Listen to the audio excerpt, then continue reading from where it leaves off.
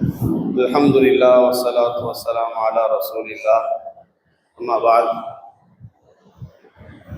கண்ணியமிக்க அல்லாஹ்வின் நல்லடியார்களே, முழு இஸ்லாத்தையும் முழு மார்க்கத்தையும் 4 விஷயத்தில கொண்டு வரலாம். ஒன்று ஈமானியா, கொள்கைகள் சம்பந்தப்பட்டது, நம்பிக்கை சம்பந்தப்பட்ட விஷயங்கள். அல்லாஹ் எப்படி இருக்கிறான், அல்லாஹ் எப்படிப்பட்டவன், அல்லாஹ் படைத்த படைப்புகள் எப்படி, இது போன்ற நம்பிக்கை சம்பந்தப்பட்ட விஷயங்கள். 2வது இபாதத், வணக்கங்கள் சம்பந்தப்பட்டது, தொழுகை, நோன்பு, ஜக்காத். 3வது முஆமலாத், கொடுக்கல் வாங்கல், வியாபாரம், உத்தியோகம், விவசாயம், இது போன்ற கொடுக்கல் வாங்கல்ல இஸ்லாம் என்ன சொல்லியிருக்கு. 4வது அஹ்லாக், நற்குணங்கள் சம்பந்தப்பட்ட விஷயங்கள். இன்று நாம சிந்திக்க வேண்டிய விஷயம் என்னன்னு சொன்னா, முஆமலாத் என்று சொல்லக்கூடிய கொடுக்கல் வாங்கல் விஷயத்துல இஸ்லாம் நமக்கு எவ்வளவு அழகான வழிகாட்டியாக இருக்கிறது. கண்ணியமிக்க அல்லாஹ்வின் நல்லடியார்களே, உலக வாழ்க்கையில மனிதர்கள் மேற்கொள்ளக்கூடிய மிகப்பெரிய சவால் என்ன அப்படின்னு சொன்னா கடன். மிகப்பெரிய சவால் என்ன? கடன். ஓரளவுக்கு நாம கொடுக்கல் வாங்கல்ல நீதமாக இருந்துட்டோம் அப்படின்னா, சரியாக இருந்துட்டோம் அப்படின்னா, நேரம் தவறாம வாங்கிய கடனை கொடுக்கறக்கூடிய நபராக இருந்துட்டோம் அப்படின்னு சொன்னா, நமக்கு மாதம் பிறந்துருச்சுன்னு சொன்னா கடன் கொடுக்கறதுக்கு ரெடியா இருக்கலாம். அதுவும் வட்டியோடு. நீங்க கொடுக்கல் வாங்கல கரெக்டா இருக்கீங்க, நீங்க எவ்வளவு நாளும் தேவைனாலும் சொல்லுங்க, நாங்க தர தயார். எங்களுடைய பேங்க் உங்களுக்கு சப்போர்ட், எங்களுடைய இந்த நிறுவனம் உங்களுக்கு முழு உறுதுணையாக இருக்கும். வட்டியோட கடன் கொடுக்கறதுக்கு தயாராக இருக்கிறார். கண்ணியமிக்க அல்லாஹ்வின் நல்லடியார்களே, கடன் என்பது அத்தியாவசியம்.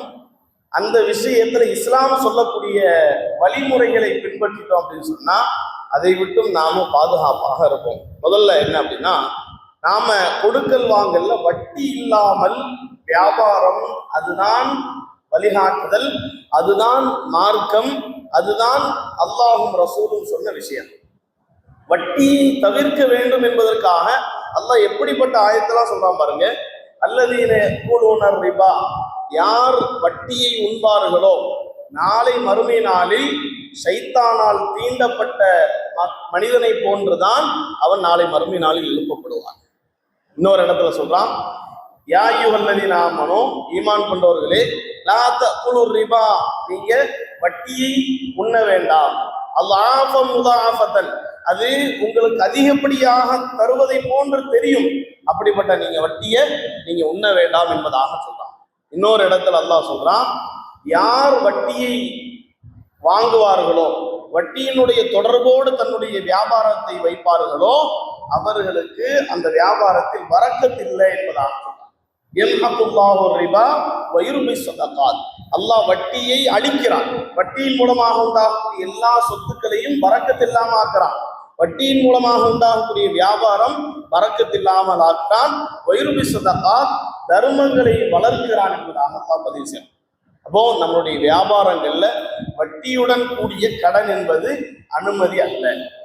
2வது சொன்னாங்க, நாம கொடுக்கல் வாங்கல் விஷயத்துல நாம கடன் கொடுக்கிறதாக இருந்தாலும் சரி, கடன் வாங்குறதாக இருந்தாலும் சரி, அந்த விஷயத்துல மார்க்கம் என்ன சொல்லி இருக்கிறதுன்னு சொன்னா, நீங்க எழுத்துப்பூர்வமாக வைத்துக் கொள்ளுங்க.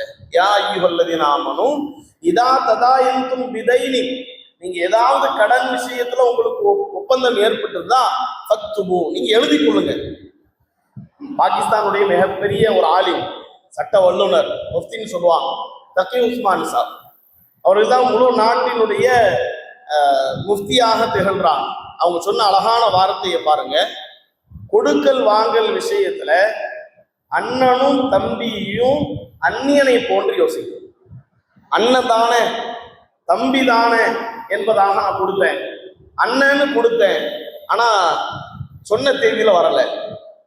அப்போ அவங்க சொல்லக்கூடிய வார்த்தை என்னன்னு சொன்னா, கொடுக்கல் வாங்கல் விஷயத்துல நீங்க எப்ப தருவ என்பதை அண்ணனாக இருந்தாலும் எழுதி கொள்ளுங்க, தம்பியாக இருந்தாலும் எழுதி வைத்துக் கொள்ளுங்க.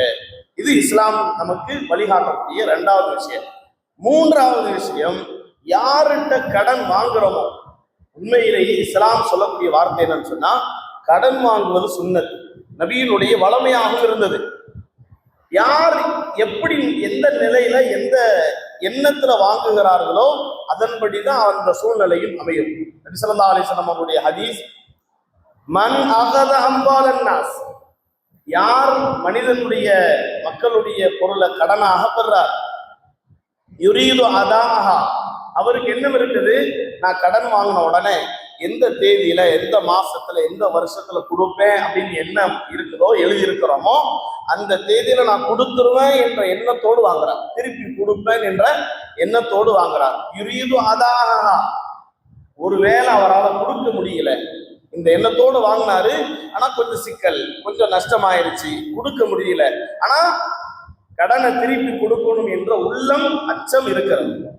நபி ஸல்லல்லாஹு அலைஹி வஸல்லம் சொன்னாங்க, அத்தல்லாஹு அன்ஹு, அல்லாஹ் அந்த கடனுக்கு பகரமாக ஏற்று அவன் ஏற்பாடு செய்கிறான், அந்த கடனை நிவர்த்தி செய்யறதுக்கு அவன் ஏற்பாடு செய்யறான். வமன் அகத அம்வாலன் நாஸ், இன்னொரு மக்கள் கடன் வாங்குறாங்க, அவங்க வாங்கக்கூடிய நோக்கமே என்னன்னு சொன்னா யுரீது இத்லாஃபா, திருப்பி கொடுக்க கூடாதுன்னு நியத்துல வாங்குறாங்க. நம்மள பல பேர் இருக்கிறோம், பல பேர் பார்த்துருக்கவும் செய்வோம், உங்களுடைய அனுபவத்துல பார்த்துருப்பீங்க. சில பேருடைய லிஸ்ட்ல, நம்மளுடைய லிஸ்ட்ல வச்சிருக்கோம் ஒரு 3 பேர் 4 பேர், இவன்ட்டெல்லாம் கடன் கொடுத்தோம்னா வரவே வராது, தொலைஞ்சு போன பொருளை மாதிரி யோசிச்சுக்கணும். இன்னும் பெரியவங்கெல்லாம் வார்த்தை, அவங்க வணிகர்கள் தனவந்தர்கள் சொல்லக்கூடிய வார்த்தையை கேள்விப்பட்டிருக்கிறேன். சில நபருக்கு ஹஜ்ரத் நான் கடன் கொடுத்துருக்கேன் ஹஜ்ரத், அந்த கடன் தொலைஞ்சு போன பொருள் வராது என்பதாகவே நான் சதக்காவுடைய நியத்தை கொடுத்துட்டேன், எனக்கு திருப்பி அவன் தரவும் வேணாம் என்பதாக நான் நியத்து வச்சுட்டேன்னு சொல்லுவான். அப்போ யார் கடன் கொடுத்த விஷயத்த, வாங்கி விஷயத்த திருப்பி கொடுக்கணும்ன்ற எண்ணம் இல்லையோ அந்த பொருளை அவனே அல்லாஹ்வே நாசமாக்குவான் என்பதாக நபி அவர்கள் சொன்னார். கண்ணியமிக்க அல்லாஹ்வினடியார்களே, அடுத்ததாக நம்மளுடைய வாழ்க்கையில கொடுக்கல் வாங்கல்ல எல்லா முயற்சிகளையும் செய்யறோம், எல்லா முயற்சிகளையும் செய்யறோம். ஹலாலான வியாபாரம் மட்டும்தான் இருக்கணும் என்பதாக ஏற்பாடு செய்யறோம், அதற்காக ஓடுறோம், உழைக்கிறோம், எல்லா முயற்சிகளையும் செய்யறோம். கடைசியாக இஸ்லாம் வழிகாட்டக்கூடிய விஷயம் என்னன்னா, உன்னால எதுவும் முடியாது, அல்லாஹ்வுடைய உதவி மட்டும்தான் உன்னால வெற்றி பெற முடியும், அல்லாஹ் உதவியை கொண்டுதான் உன்னால வெற்றி பெற முடியும். கடனில் இருந்து நீங்கக்கூடிய துஆவை நபி ஸல்லல்லாஹு அலைஹி வஸல்லம் சொல்லி கொடுத்தாங்க.